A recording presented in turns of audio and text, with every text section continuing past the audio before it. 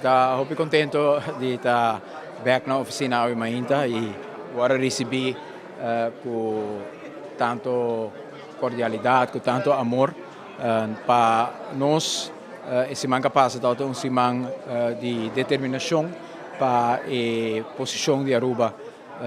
Nossa autonomia é algo que está profundamente ancrado no coração de nosso povo e a autonomia aqui nos é regalo,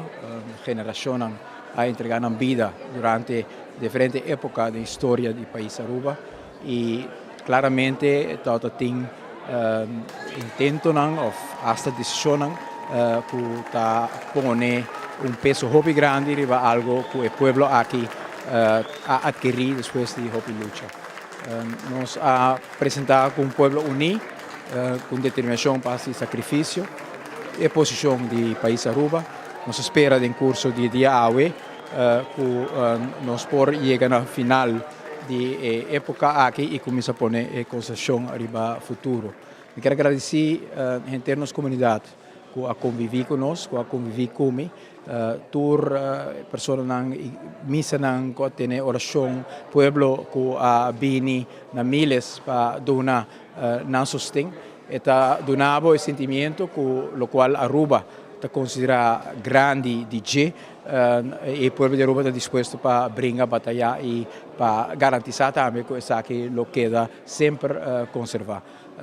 Estou muito contente que o povo de Aruba possa mandar mensagem aqui de uma forma clara. Espero que no período que também nós por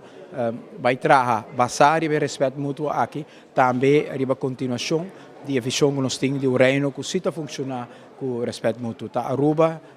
minha persona, inverti, hope na relação do reino e a situação que surge aqui seguro não está que nós a premirar nem desejar para reino nem para Aruba, ela sucede e toch é importante que Aruba e o povo de Aruba de uma forma determinante a marcar linha nós queremos reino, mas um reino que respeita a autonomia do país Aruba e fora de ponto nós invertir junto em melhor qualidade de vida para todo o reino.